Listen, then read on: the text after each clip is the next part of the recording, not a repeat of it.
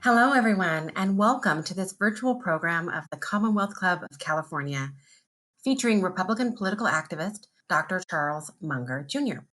I'm Dr. Mindy Romero, founder and director of the Center for Inclusive Democracy at the University of Southern California Price School of Public Policy, formerly known as the California Civic Engagement Project.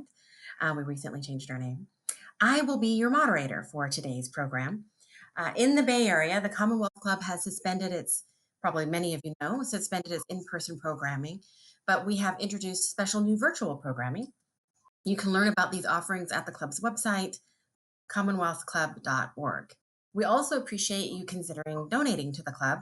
If you wish to do so, please text the word donate to 415 329 4231 or visit the club's website.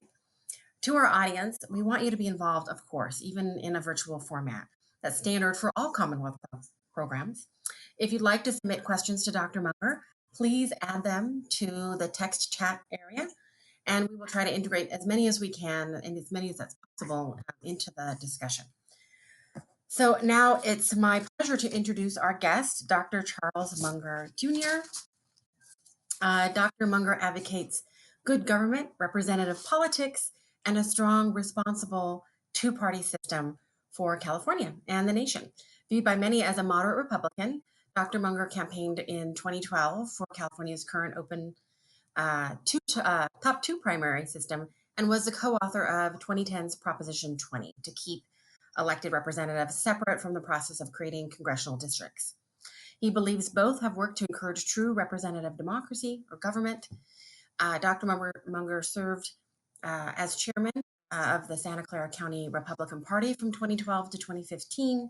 He holds a PhD in atomic physics from UC Berkeley and is one of 8 children of Charles Munger, vice chairman of the financial holding company Berkshire Hathaway. As we head towards this election, we'll hear his unique thoughts on the power of political reform in an era where gridlock and unfortunately cynicism abound, and I think that's an understatement right now. Dr. Munger will begin with some opening remarks, and then I'll rejoin him for our conversation. So please help me welcome Dr. Munger.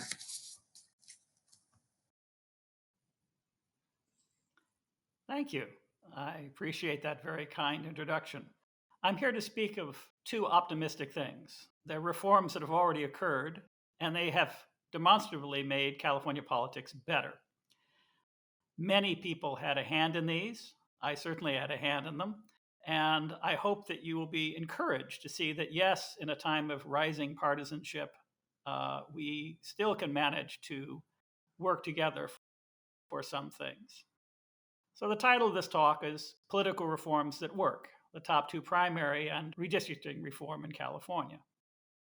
And I will take you through a few highlights of how these worked out. If you're curious, there are close to 150 odd pages of analysis, which I won't take you through, which are available at the website of the Schwarzenegger Institute under my name. And I encourage you, if I say something that sounds implausible, that can't be true, I assure you there's a graph or a figure or a chart that will demonstrate that that is in fact so. So with that, let me have the next slide, and I'll walk you through the fundamentals of the first of these reforms, which is the top 2 primary. First, we have to understand what we started with and where we went. So before the elections of 2012, we had a system in California of partisan primaries. That meant that if you were a voter and went to the polls in the primary, you were restricted to vote only for candidates of one political party. No one, whether they're a registered Republican or Democrat or an independent or anyone else, could actually vote for this Democrat or that Republican. The second thing that this primary system had was if you were registered with no political party, while it was technically possible for you to vote in a party primary, it was actually quite difficult. So the participation of so-called independent voters never rose above a few tenths of percent in these primaries, even though the fraction of the electorate was significantly rising that was declined to state or independent. And each of those political parties had the privilege of nominating one and only one person to put before the general electorate. They had one slot. And this meant that whatever decision was made in a district that was heavily Democratic or heavily Republican would be made only by the registered Republicans or the registered Democrats in that district, the general election being something of an afterthought. So what was changed by the top two primary? Top two primary changed several things. The first is anyone could vote for any candidate in the primary. You walked in, you got a ballot, they listed the Republicans, the Democrats, the Libertarians, the declined estates who were all on the ballot. You could vote for one in one election and one in another. There were no restrictions. There were no barriers to participation if you were a declined estate voter. There are no barriers to participation if you belonged to a political party that wasn't qualified in the state of California. You could still vote for whomever you pleased, a member of your party if they were running, or a member of another party if they weren't. And we said that the top two vote getters in the primary, independent of party, would go before the general electorate. So it might be two Democrats in a Democratic district, it might be two Republicans in a Republican district. The final decision was going to be made by the general election voter instead of the primary election voter. So those were the fundamental changes that were wrought. And if I may have the next slide, please. Thank you. So we made the change. You don't make a change unless there's a problem. So what was the problem? The fundamental problem was a combination of several things. One is voter participation in the California primaries had been declining over the decades, so that in fact it was an ever smaller fraction of the electorate that was voting in those primaries and deciding which Democrat or which Republican was going to serve in the legislature or Congress. You had an ever-rising disaffection with the political parties. So an ever larger fraction of the electorate was refusing to register with either, remaining declined to state. You had significant numbers of people in minor parties who may wish to support a Green or a Libertarian, but unfortunately there might not be one on the ballot. And though there wasn't one on the ballot, they had no ability to have a say as to which Republican or which Democrat might reach the general election. You had rising demographic stratification in California. Sorry, urban districts and agrarian districts tend to vote differently. You also had simply a rising political polarization. It's not entirely due to partisan primaries, it's a natural phenomenon, but intended to create more and more seats that were safe for one party or another. So there were fewer and fewer districts where a Republican or a Democrat might win. It was all these decisions were being made in the primaries. And the final exacerbation happened to be a historical accident, which led the legislature, as we will study at the end of this talk, to deliberately polarize the state, to make all the districts safe for one party or another. So there were no real decisions being made in the general election anymore. They're all being made in partisan primaries. And unfortunately, those primaries had not only smaller numbers of people, but very unrepresentative numbers of people.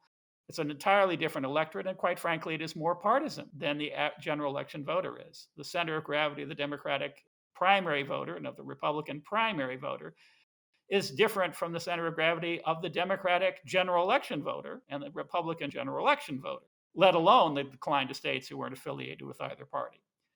So this was producing a gradual political crisis, which the top two was meant to address. So next slide, please.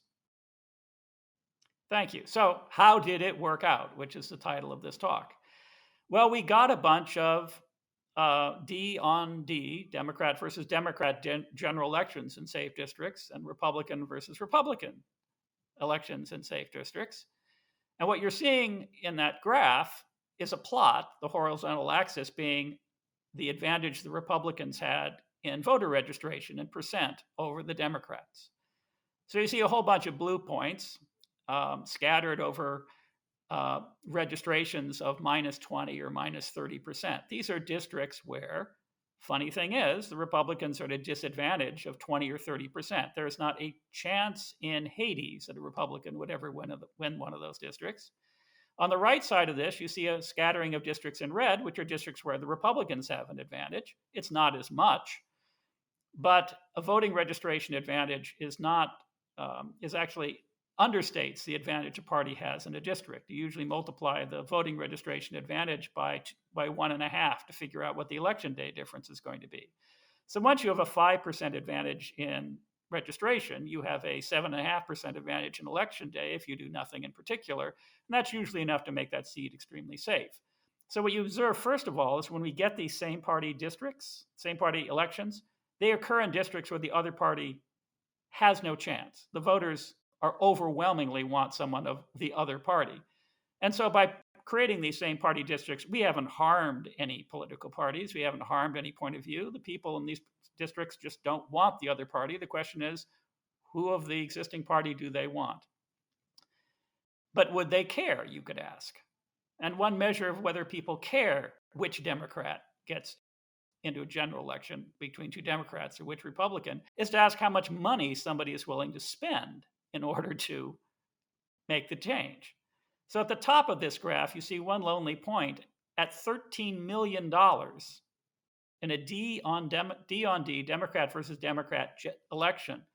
That election isn't going to change which party controls the California legislature. It's all about issues internal to the Democratic Party, and that's one of the most expensive legislative races in the entire country, which means that somebody really cares about that particular one. And frankly, if you look at the finances, as I do at great length, you find out people are on average willing to spend more on same party elections such as this than they are the average race where you have a Republican facing a Democrat. So people really care about these differences. Next slide, please. All right, so I'm talking about the first 3 years of the primaries operation. That's 2012, 14, and 16. We had 80 races for the California legislature, Assembly and Senate, also throwing in the US Congress. And we can ask, okay, let's look at these and say, which races did people really care about? Because we still have incumbents running. And if you have a popular incumbent, they're not going to be challenged by a member of their party in any significant way, but somebody will probably run. So you make a filter. Now, those 80 races, it turns out that in 58 of them, somebody made some kind of fight for the race. By some kind of fight, I mean they weren't outspent more than 9-1 in the race. Okay, 9-1 is a pretty crushing advantage. So it's not really competitive to say that I was only outspent 8-1. But let's call them competitive. So there are 58 of them. And now we ask a very important question. Drum roll, please. How often did the person who took second in the primary, who under the partisan primary rules would never have reached the general electorate, how often did they turn that election around and win in the general and became the legislator member of Congress? Next slide, please. 19 of the 58. 19 of the 58. That's a lot. What that tells you, very interestingly, is in a system of partisan primaries, when it takes the two strongest candidates in a district safe for one party and picks one of them to be a legislator, they get that decision wrong a big fraction of the time. Or to put it another way, they get it right 65% of the time, not 100%, 65. If by the right member to be elected, you mean the person the general election voter in that district really wanted. Now, I have a modest proposal for you, which won't get 65%, but will get 50%, and it's a lot cheaper than running a whole system of general elections. Next slide, please. That's my system. If you just picked the two strongest candidates and flipped a coin to decide who would be the legislator, you'd get that right 50% of the time. Partisan primaries, we're getting that right 65. That's not a big increase. It's much better to put these major decisions before the general electorate. And believe me, the general electorate will pick what the general electorate wants 100% of the time. Next slide, please. Okay, now we're going to ask another interesting question. 58 same party elections. Some of those elections had incumbents in them, and some of those incumbents were sent home. Turned out that while that they weren't as popular with their own people as they thought they were. So how many of those 58 was an incumbent retired? Next slide, please. 10. We knocked out 10 incumbents in same party elections, rejected by essentially by voters of their own party. That is a big number. To give you some kind of scale, you can go over the entire previous decade when we had partisan primaries, and incumbents did lose for re-election 3 times. We knocked out 10 of them in 3 election cycles in California, which means suddenly incumbents are now subject to being removed by the general election voters of their own party in districts where electing the other member, the other party, was simply never going to happen. Next slide, please. Okay. Those are pretty impressive changes to get from a political reform. There are all kinds of arguments against the top 2 primary, which have been raised and which I deal with one by one at length in my paper. I call them the myths, the plausible myths. You might think, for example, that if voters come to a ballot and find a D-on-D race and they're a Republican, that they just won't vote because they don't like Democrats. Or the converse might be true. Some Democrats in an R versus R, they come to it, they won't vote. That might be a plausible initial hypothesis, but it's completely belied by the facts. They vote. And one can go down the list. Does it harm the minor parties? Does it diminish voter turnout? Is it a conspiracy to bankrupt the Democratic Party and make them spend large amounts of money on elections? Is it a conspiracy against the Republican Party because they're doing so badly in California and this was just something to administer the quietus? I'm happy to take any of these questions during the interview or any others, but I haven't been able to find a reason why the top 2 primary is anything but an enormous improvement in governance. One more figure. 2 figures I'll leave for your attention before I go on to another topic. It turns out that the total number of voters that vote in these same party runoffs and make the decision in the general election is essentially double the number made who vote in the primary. Double, 1.9 if you care. That's an enormous improvement on getting representative government. You're actually asking everybody about the most critical decision. It's hard to raise an objection to that. And it also has another phenomenon, which is many safe seats draw multiple contenders. You got a safe flip a coin Republican seat. I guarantee you 4 or 5 people will run. Somebody will win, but he isn't necessarily even the Republican who represents the Republicans in the primary particularly well. Because if bluntly put, if 4 rational people run and 1 crazy with a following, the crazy with the following might win the plurality in the primary. His own voters might have rejected him against any of his contenders, but they didn't get a chance. But in a top 2 race, you may get a crazy, but you may get a sensible candidate too. And the general election voter, the general election Republican voter, has a chance to wade in there and say, I know the result of the primary was a little screwy, but we have a chance to fix that before we send a legislator or a member of Congress to make decisions for us. Next slide, please. Okay, so this is if you want to find the full research papers on this, you can find them at the Schwarzenegger Institute under my name. Next slide, please. Okay, the other reform that I've had a lot to do with was redistricting reform, which was the act of removing from the California legislature the power to draw the boundaries of the districts for the state legislature and the US Congress. It's drawn by an independent commission of citizens called the Citizens Redistricting Commission. I'm going to show you what happened in 2 slides. So, first slide, please. As you look at those graphs, a bit of history. There had been a deadlock in the 1990s when a Republican governor, Wilson, and a Democratic legislature were so polarized they could not agree on district lines, and the Supreme Court drew the legislative and the US House district lines. If you draw a bunch of lines, of course, you corral voters according to their political parties. And districts, therefore, have different representations of political parties based on how you draw those lines. And what you see in dark blue are what the Supreme Court came up with in the 1990s. Take that top slide. You see sort of a whale distribution. The horizontal axis is voter registration, as you've seen in an earlier slide. If you're to the right to the right, you have a Republican district, and you have left, you have a Democratic district. In the middle, where it's a pretty even between the two parties, you have the districts that either political party might win. Okay? And they drew basic smooth distributions. Then the legislature got back into the game in 2000, and they said, we are going to draw the district lines. And a curious phenomenon happened. The legislature in California was entirely Democratic. The federal government was entirely Republican, both houses and the presidency, which led to sort of a balance of, well, terror.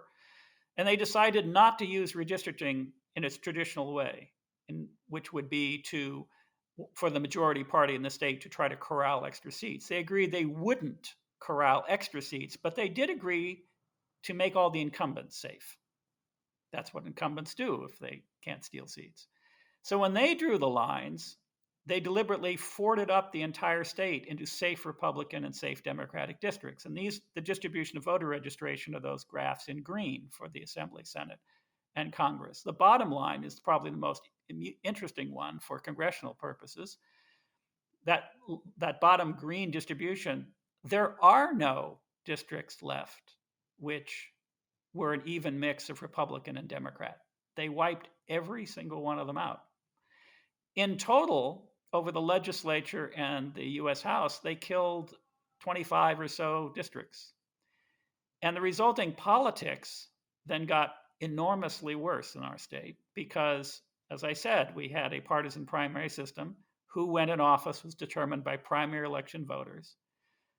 There were no districts left that any caucus of any legislature could lose if they were too extreme or didn't pay attention to the people's business.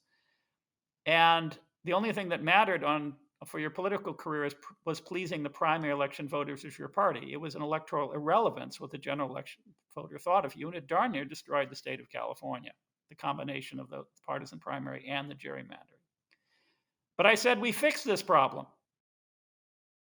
So we got a commission and it drew the lines. What happened? Next slide, please. Okay. Over the decade, there were demographic changes in the political makeup of the districts that the legislature drew. For example, if you look at the bottom of the dark green images here, that's the distribution for the US House seats. There are now a couple seats which were competitive. Not that they wanted them to be, actually, but the demographics changed. But there's still a hole, an empty bin there. It's just moved a few percentage points to the left because the state moved more Democratic. But that shadow is still there. The yellow curve underneath it is what happened when the commission drew its lines. There's no hole. They didn't deliberately create highly partisan, highly polarized districts. And if you look at the other figures, you will see that, yes, the shadow of the legislative gerrymander, the commission erased it. How did it erase it? It didn't erase it because it tried to create Democratic and Republican districts and a certain number where they were equal. They weren't allowed to look at voter registration. They had to simply try to keep cities and counties and communities together. They were blind to partisan registration. And when they were all done and the maps were all done, this is what the result was. And it turns out that if you draw districts not looking at party registration, you get competitive districts in all the places that they normally should have been. And politics in California has since been quite a bit healthier. So with that, I will go on to the next slide. And I'm happy to answer all the questions that you might be forwarding in and that the moderator will present to me. And thank you for your attention this afternoon. I hope you hang on for the rest of the questions. Well, thank you very much for that fantastic presentation. So I'm going to jump in. We have questions that have been coming in while you've been speaking, regarding specifically your presentation, but also your thoughts on related reforms and kind of the state of our democracy.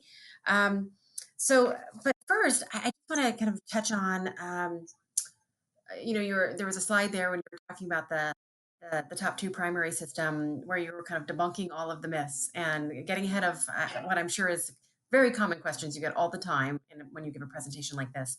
But one I would like to just touch on, specifically, maybe one of the criticisms, if we'll call it that, or at least one of the questions that come up, that I don't think you covered in there, was this idea of gaming the top two system.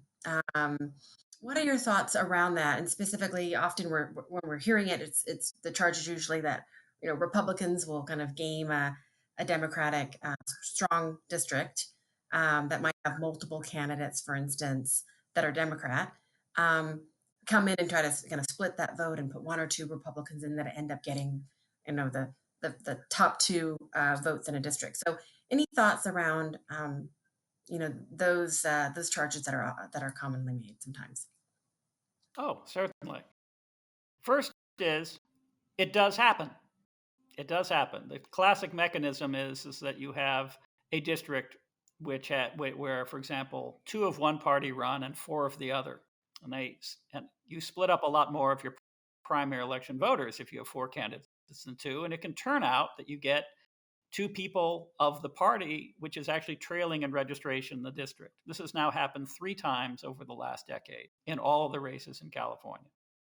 Um, It is important, however, to note that, first of all, the fact that it happens doesn't necessarily mean a party has been harmed, in the sense that suppose you have two Democrats and two Republicans, and they're even strength and they're running in a district that's 50-50 Democrat Republican. An outsider would say there's about a 50-50 chance you're going to get a Republican or a Democrat. Well, the chances in such a district you get two Democrats and two Republicans are equal. So the fact you get two of one party doesn't mean the other party has been harmed. They had their chance of getting two. So it's not systematically biased toward anybody. I also point out that in the occasions when it's happened, in the next election cycle, they threw the rascal out. Turns out it's hard to do a repeat. So it's a problem, but it's a self-healing problem, evidently. And it's worth comparing that to what happens in the US House if you elect the wrong flip a coin Democrat. All right, the guy who should have represented the district lost in his primary, and you've got Mr. Smith here that nobody much likes, but he's going to sit there for a long time. How long would it take, on average, for the Democratic Party to retire Mr. Smith? Well, that's easy. You can look at retirement rates in the US Congress and partisan primaries. On an average, it would take about 200 years. You lose only 1% or 2% of the House in same party primaries across the country, historically over about a decade. So I have a problem, but it's a problem that heals itself in 2 years. And the other problem which we'd had in many congressional districts, it was not solving itself. It would never solve itself. You'd wait your whole lifetime to wait to see if one of those people turned out just because he no longer fit his district. So we greatly improved things net, although I concede that in a district or two, you do have problems like that. Thank you. One more follow-up on top two. So you talked about the impact, the challenge on turnout, primaries generally very low turnout, and the impact that we've seen so far with top two on turnout. What about the general election? Because, of course, in many cases where we do have often two Democrats, for instance, or if we have two Republicans running, there also can be the charge that the party that isn't represented in the general, that can have an impact on turnout. What's your, I guess, response to that? You're thinking about that. Okay. Well, we have to realize what we know and what we don't. What we do know, first of all, is that we can't find any perceptible decrease in the number of voters who just choose to cast some form of ballot in the general election. They vote. We can look at different races and ask a more subtle question. Yes, you voted, but did you vote in that D on D or R on R race, particularly if the people in that race aren't of your party? So and this is what the numbers turn out when you look at the, say, state assembly districts. In partisan primaries, if you cast a ballot at all, typically because you cared about the governor or the US president, one or the other was always on that general election ballot, or maybe there was a ballot proposition you cared about. When you got down to an assembly race, you skipped it 5% of the time. For whatever reason, you didn't care, whatever. You only get 95%. So we can look at the same party races, and it's, by the way, under the top two, when you get an R versus D, it's the same 95% figure. When you look at the same party elections, it is 87%. So they skip a little bit more. But curiously, there's no partisan correlation that I've been able to find. Namely, for the assembly races, if you're a Republican facing two Democrats, you vote just as often as if in that race you're filling out your ballot, but you vote in it as a Democrat facing those two Democrats. And my interpretation of that is, if most people, even if they're not a Republican or a Democrat, have an idea of which one they kind of like. So when you come to a race and you don't know very much about it, and you're filling out your ballot, you look at the R and the D next to it, and you know you like one better than the other, and that's how you vote, if you're the kind of voter who might skip an election anyway. Then you come to a same party runoff, and they're both Ds. There's no party clue to tell you which one you might like. You have to go Google something or do some research, or they're two Rs. And I think people are, Republicans and Democrats, if I'm a faithful Republican, I don't know which of the two I want to vote for, I skip it. So they skip a little bit more, but they don't skip enough more not to make the Republican vote in a D on D very important as to who wins. Okay, which is frankly historically unprecedented in safe Democratic districts. And the converse is also true. You actually care what the minority Democrats think in a Republican district about which Democrat they want to have present them in the Congress or the House. So it's a phenomenon, but it's not a decisive phenomenon one way or the other. Thank you. And you make a really interesting point, of course. Those party cues, those party IDs that so many voters use to make their choices at the ballot box, it's more challenging under the top two system. But at the same time, it does mean that for those voters that take the time to do that additional research, presumably, we have voters that are even more informed about the process. But it is a challenge, though, for some voters, right, in terms of being able to do that additional information in lieu of skipping. Remember, if you really know about if you really know about the difference between two, flip a coin, Democrats, and you care, you probably voted in the primary. In fact, you'd insist on it. But half the people in the state vote in the primary and don't vote in the general. So it's not a big surprise that somebody who doesn't care enough about the difference between two Democrats or two Republicans to go out and research them when it's a primary and turn out and vote. When they get to the general election, some of those people won't rise to the thought that, maybe I should figure this out. That's what I think the phenomenon is, but I don't know. I can't prove it one way or the other. I can just look at the statistics to see how often it occurs. Great. I think you've just identified a few more research questions.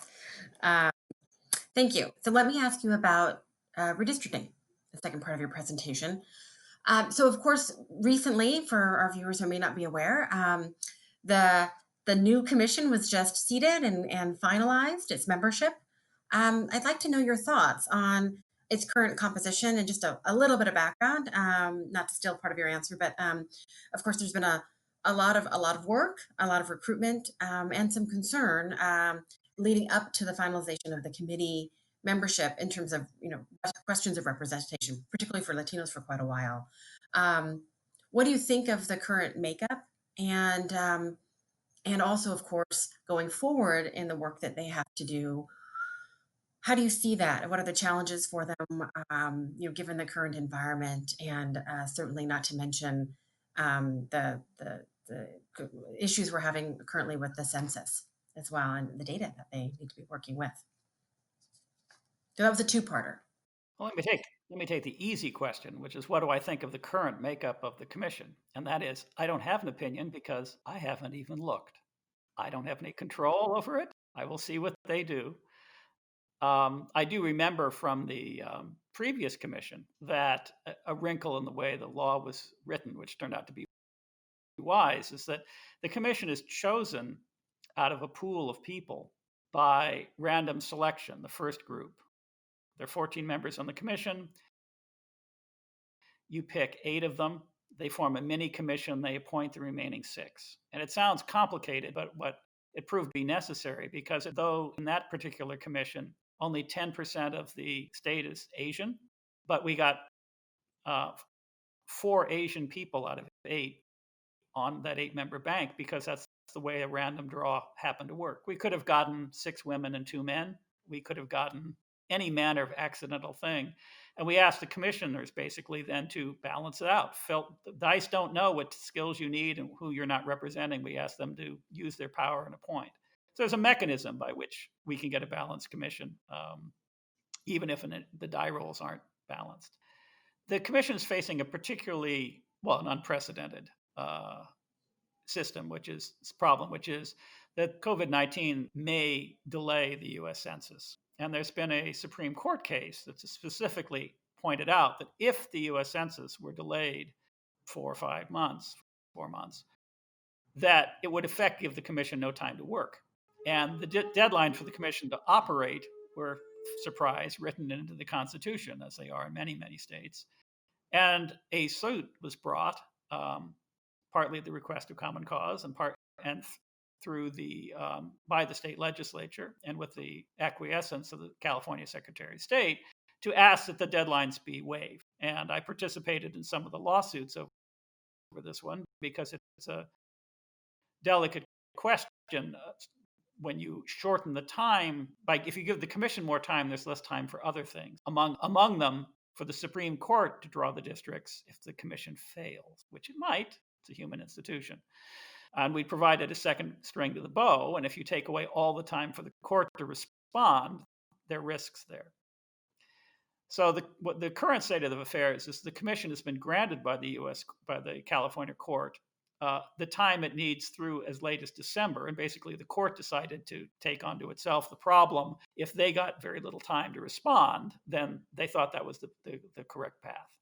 So that's what the commission is going to do. I hope that they follow the precedents of the previous commission, which is to have an enormous number of public hearings. This is where people want the lines to be and how they want their communities kept whole and where the trade-offs are.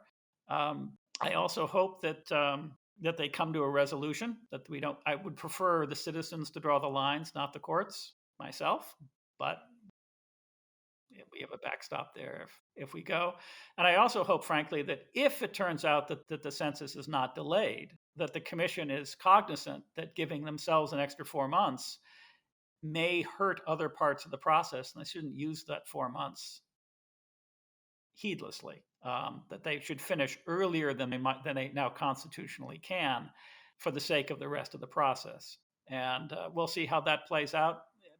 Basically, my opinion on that will wait until I find out what, if anything, the new Congress and new president may do about the census when they convene in January.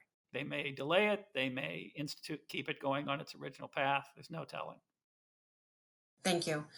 And then, of course, with regard to what you said about the public hearings in the time of COVID, that's also additionally challenging, right? So thank you. It's going to be, I don't envy them, but I didn't envy the original commissions either.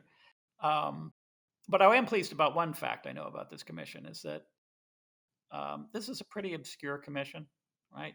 You're drawing the lines. Most people don't even know anything about the process of drawing the lines. There are 14 seats on this commission, and something like 16,000 people applied to sit on it. 16,000? That may sound like an awful lot. Of course, the number in the previous cycle was 36,000. So you could say I would be disappointed by having only 16. But frankly, I'm amazed and pleased that many people on the second go round, when it's not all new and fresh and everyone knows how much work it's really going to be, that many people chose to apply. So there's enough talent there to make a whole to make a fine commission. Yeah. Well, I appreciate your optimism. I'm sure you know, of course, the lower number for many people has been concerning because of the question of representation, right? Smaller pot of applicants. But thank you. I'm going to move on to asking you about the potential of other reforms.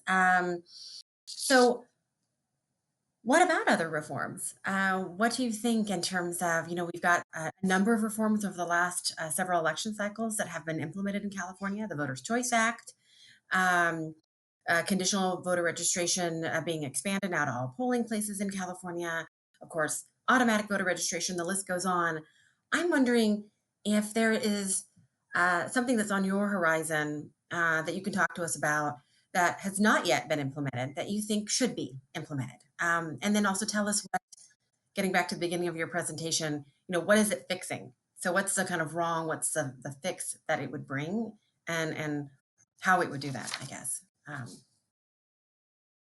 Well, you're correct in that many changes have been wrought in the California election system over the last few years. It's one of the reasons I haven't extended my paper from the first 3 election cycles, because every time somebody throws in a new change, you would have to somehow disentangle the effects of that change, which, from whatever else you're trying to study. I don't have a settled opinion about the various changes that you've mentioned because, at some point I got tired, if I may. About trying to keep up with absolutely everything. I have for the last 9 months been looking at a different direction of reform.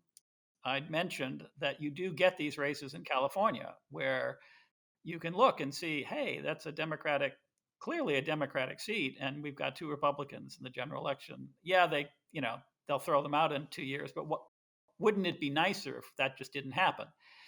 And one way of making that not happen would be to allow not 2 members, but 3 onto a general election ballot. It's the likelihood in a Democratic district that the Republicans would somehow split the vote that no Democrat got on the general election ballot would be essentially 0.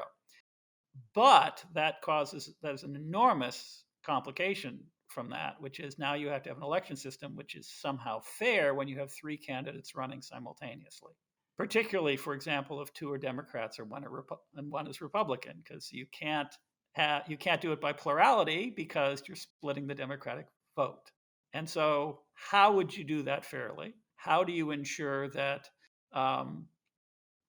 that the incentives given to win a 3-candidate race are really the incentives that we want politicians and voters and interests to follow, et cetera, et cetera? That's a very complicated question. My current thinking about it is that if you go in this direction of having more candidates, it's almost certain to be the case that you want to use ranked choice ballots, but with what's called a Condorcet compatible method, not an instant runoff method to decide who actually wins.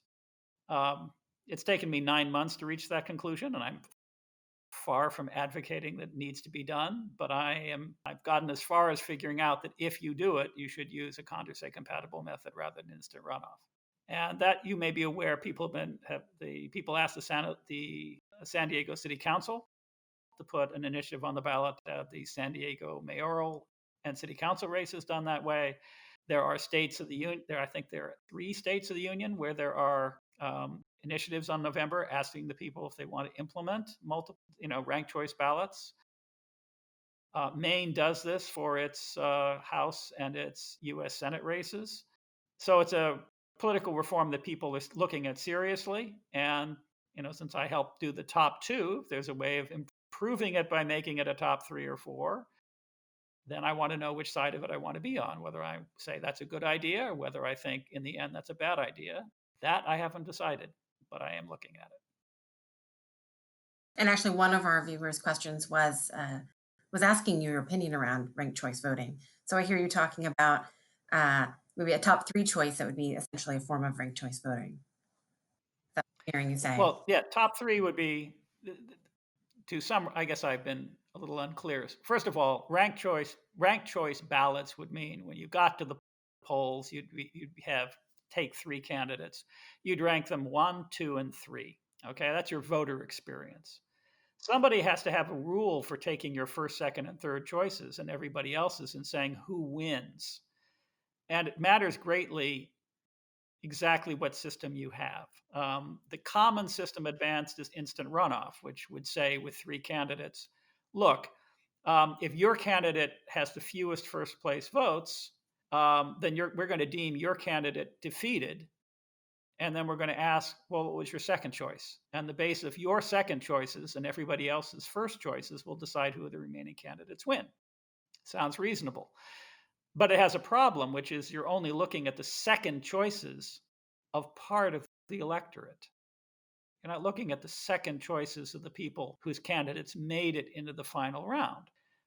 Whereas there are voting systems which say, oh no, that's a mistake. You should look at everybody's second choices simultaneously, which I think is correct. And you also need to avoid gaming, whereby if somebody may choose which of his opponents to try to defeat simply because, not on policy grounds, but because he's worked out that if they can defeat them, their second choices will flow to him. Whereas if he defeats somebody else, their second choices will flow to his remaining opponents, and you get some odd voting behavior and an odd strategic behavior, which does not seem to me to be in the public interest entirely. It may not be bad, but there's, I think, better out there. So that's how that works. It's not so much it's not an unsolved problem, but it's a matter of a lot of people weighed in on the subject, and not everyone who has done so is either clear. There are a lot of, from my tribe, which are the pointy-headed academics who aren't very good at explaining things, but know some things. And there are a lot of people who, frankly, don't know what they're talking about, but who are very loud.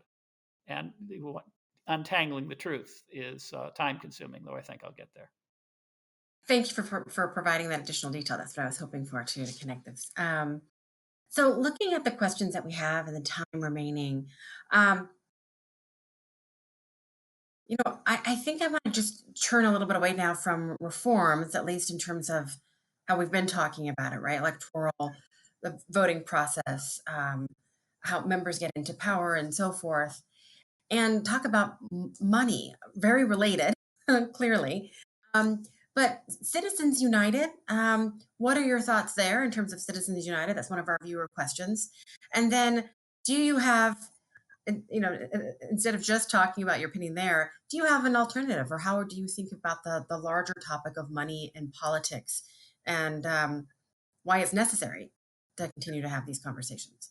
Well, I tend, first of all, full disclosure, after you spend north of $50 million of your own money on politics, which I have done, okay, people ask you why you should have that much power that you can put these things before the voters and you can support candidates and you can do this, but the average person can't. And my response to that has always been, first of all, amazingly seen, there are a lot of people who have wallets who don't agree with me at all, and they're working on the other side. So together, we are actually managing to put an argument before the voters. But unless we actually have the right of it and can persuade them, we don't automatically win. We can sort of cancel each other out. I tend to be, therefore, of the opinion that the problem with money in politics is not that we have so much of it, is that we don't have enough. We spend a few dollars a citizen on the US presidency. And I think if we spent $10 a citizen, there wouldn't be any further advantage to money because everyone would have heard it. Everyone would have heard everything. It'd be like the Whitman-Brown election in California, which by the time that election was over, I think if you gave either of those people $10 million and say, spend it any way you want, you couldn't have moved that election you couldn't have moved that election more than 1%. Money would simply cease to be important because basically there'd be so much of it sloshing around that everybody would have access to everything that they needed. I do feel very strongly, however, that money needs to be traceable and accountable. I have always signed my name to the bottom of every one of my campaigns. I've always had public websites that said who I was and what I was doing and why. And I don't think there should be hidden money. I think it should be easier. I do agree that the big boys should have much clearer disclosures necessarily than the little boys. But I'm not sure, for example, that if I managed to get 500 people to give $500 a piece to somebody, that I shouldn't be flagged as an important person in the political process. But basically, I do believe, my history says, that occasionally you just have to let somebody try to make an argument just because they think it's right. And if you think $50 million is a lot over a few election cycles, you can try taking on. We have redistricting reform in California because I wrote a $14 million check. All I was doing at the time was taking on the Speaker of the House of Representatives in the Speaker's own state, when the entire legislature, with the exception of the governor at the time, and the entire federal government belonged to the Speaker's own party. And I took on one of the two largest political parties, the largest in the state. If you like redistricting reform, you have to let people like me try to bring these arguments to you, because they aren't, no one else is. Sometimes you have to go with the person who just has a conviction and wants to make a case. And I think we will be better off over the next century and long after my bones are dust if we let people and organizations try to make the case to the public and not rely entirely upon our legislature or the current political institutions of the time to try to make those cases. I think a certain amount of ferment is good, and I think that tends to be my thinking on money issues. So I have to ask you then, in the case, right, to allow, as you said, the big boys, I think is what you were to be able to make their case to the public. What about, in this day and age, all the conversation, of course, and deep concern around misinformation and rhetoric kind of flying around, and the use of, tools like social media, and we know there's government interference and all of that. But I'm just thinking about the concerns about kind of bad actors that are out there. Any thoughts in terms of bad actors? And I'm not thinking of any necessarily specifically right now, but that I'm trying to tease out from you. But actors that have a lot of money, what how do we work with that? What do you think about that in terms of some of the dangers, or do you see that as a danger at all? Well, it's clearly the culture in the United States has changed, and that there are no longer universally recognized arbiters of fact. Okay, Walter Cronkite is in his grave, and to an increasing degree, people look at even some institutional papers, such as the New York Times and others, and to a degree which is frankly unprecedented in my history, they don't view them as arbiters of fact either. They don't view they don't think there's as much of a division between what had been the editorial pages, where anybody can say what they want and make the case they wanted, and what's going on in the newsrooms, where people are deciding, well, what are the stories we should be telling? That's a problem with the news industry, and partly it's a result is that they're subject to enormous competitive stress. It used to be that a newspaper in a town was a gold mine, and you'd make money no matter what you said and what you did, and it gave people enormous freedom to research what they wanted, and there was lots of money for in-depth journalism and so forth. And that, I'm sorry, Gödel advertisements and obituary notices are simply not in such number that you can afford them that way. I don't know what we're going to replace that with. Well, what I would hope we're going to replace that with over time is that people are they're going to create media websites that people actually go to because they trust them, and not because they will tell them what they want to hear. But I don't know how to make that happen. There are people who are trying to do that, but you can't make people come to your site, and it takes a long time to build a reputation. It takes only a few mistakes to lose it. So I don't quite know how to solve that problem.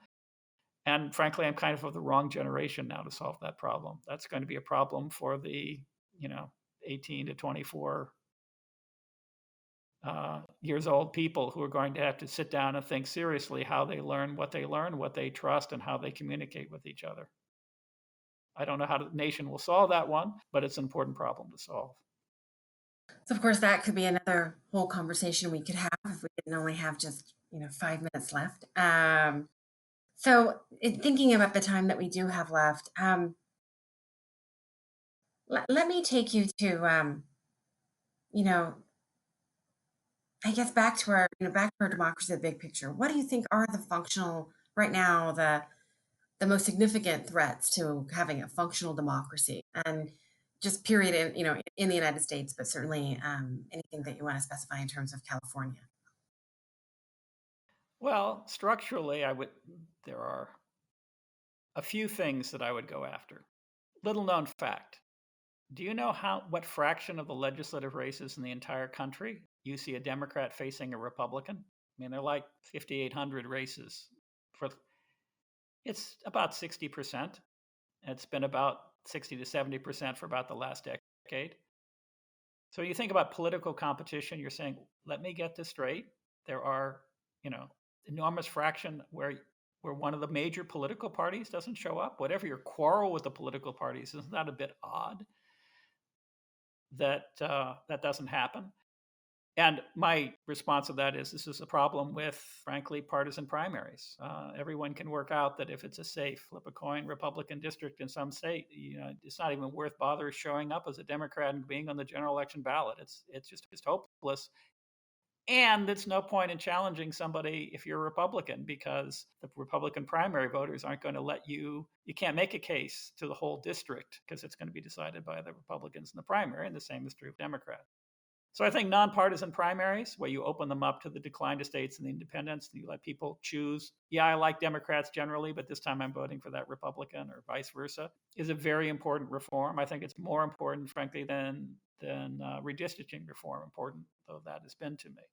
Um, I think we have a problem with the nomination of the U.S. president as a structural problem. We have a system whereby you can be voting in an early primary state, and 2 months later, all the candidates you looked at are out, and you have no further role in deciding who's going to get the nomination, because they're not coming back to ask you what your opinion of the people still around. Or conversely, you can be in a late state like California, and all the people you wanted to support are gone before you actually get to say.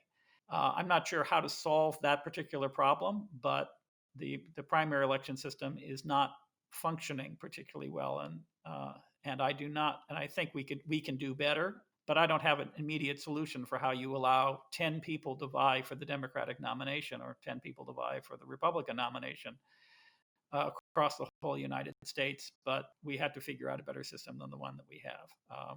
So that's a separate major problem. And we fixed some of the problems about money. I mean, a minor one is I very strongly believe that if just because you're working for a living doesn't mean that somebody should be able to dictate who you give political money to.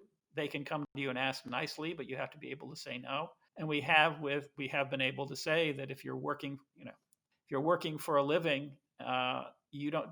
There's no union that can just deduct the money and say we're spending it on politics this way, and there's not a corporation that can do that either. And I think that's appropriate. I think one should have to ask.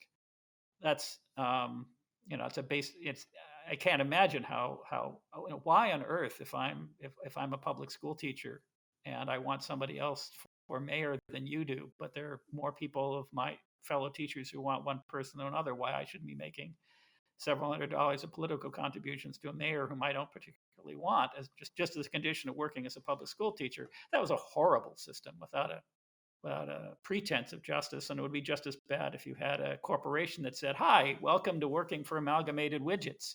We're taking $500 right off the top because the corporate brass have decided they want to support somebody for mayor." You'd say, "Excuse me?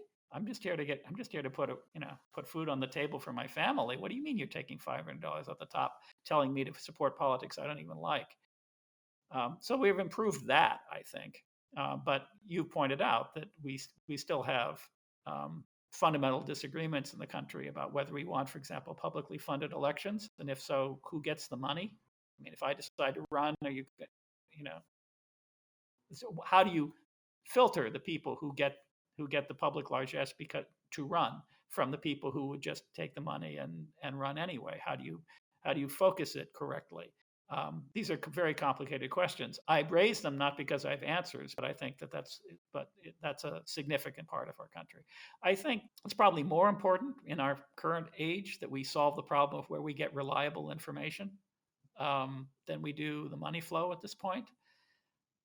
We're going to have disagreements as citizens when we're presented with the same facts and we just have different values, or we want different things, we have different aspirations, we're willing to pay for some things, not willing to pay for others. That's one thing. But if we can't even agree on the basic facts behind the dispute, there's really no hope of some kind of unified and generally supported policy. So the people who want to work in the media field and try to give us a bunch of agreed upon facts are probably doing one of the most important things anybody can do. It's not directly related to the political process because it touches everything, but I think that's a very important thing. I just have no talent in that direction, so I don't have any suggestions for that reform. I just wish someone would solve that problem. You covered a lot of ground there. And if we had more time, I have follow-up questions from all of that. But I will move on to one other item because apparently we have a couple minutes. So, you know, in the intro, of course, for those folks that didn't know, very few people, I'm sure, but you're widely recognized as a moderate Republican, very influential within the Republican Party. What do you see now, given the current makeup, kind of state of the Republican Party in California is? And I won't ask you what you think of their makeup, but rather, what is your role given the state of the Republican Party? I guess what do you see your role being, and what do you want to do within the Republican Party as a leader and somebody who contributes large amounts, as you mentioned, in terms of campaigns? Well, my fundamental desire in all my struggles from the Republican Party has been that it represent the Republican voters and not the views of a handful of delegates who weren't particularly representative of those Republican voters, and that they would do their proper job, which is to support the candidates whom the Republican voters wanted to vote for and voted for in primaries, and not to support only the causes that the brass felt were appropriate. This led, in my time, to an absolute Gotterdammerung, where in response to the passage of the top two, the Republican Party, the brass, decided that they'd change the rules in California and say that the Republican Party, the delegates to the party would choose nominees, and the party organization itself would be forbidden to help anyone who wasn't a nominee, particularly if some Republican other than the nominee actually won a top two race and went to the general and faced some Democrat. The party would refuse to help them. It would, in fact, be cause for cause for removal as a delegate from the party if you did. You couldn't. Now, are you crazy? You're literally going to turn the backs on all the primary electorate, and because you, the brass, think you know better. We managed to cure that. It was a Gotterdammerung, but we turned that corner. Republican Party supports whoever the nominee is as a result of the elections. Parties get very inbred, and having assailed the Republican Party, I will now assail the Democratic Party, just to be fair. The Republican Party has always had a tradition, which I've witnessed on many occasions, that it debates everything openly on the floor. Committees do this, the committees do that. It comes to a vote of the floor, and it's a rare convention that some committee report does not have somebody at the floor saying that's just wrong. And it's debated in front of the press and everybody else. Democratic Party in the state does not do that. So, for example, having done initiatives, I'd have to go to the Democratic Party and ask them if they wanted to support them. And the process is that the Democratic Party meets with its delegates and its conventions and all that kind of stuff. And then all those people go home. And a separate committee meeting at a separate time with the doors closed decides where the Democratic Party is going to be on the initiatives. And the only thing that comes out of that room is yes on this, no on this, yes on that. There's no record of the debates. There's no record of what happened. There's no reasoning given. There's no working press present. There are no ordinary delegates there. That is as autocratic and unaccountable a system as you could find on the face of the earth. And now you have two political parties which have structural problems in how they're governed and how the people who run them want to do it.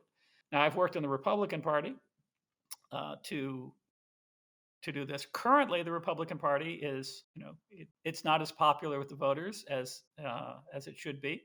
But the party leadership and the delegates are united around the idea that they're there to support when the Republican voters choose. And sometimes those Republicans are not entirely to the leadership's cup of tea, and sometimes they're very much. But regardless of that, they're there to help. And if we could get both parties thinking that, I think the competition between the two of them would be more equal, and that would mean that the voters would get the best cases made as to which of them you would elect. Or, frankly, if the Libertarian Party put forward a Libertarian and top two system, I would hope they would do something similar. But the party organizations themselves have historically had significant governance problems that made them not really very representative of the opinion of the people whom they allegedly represent.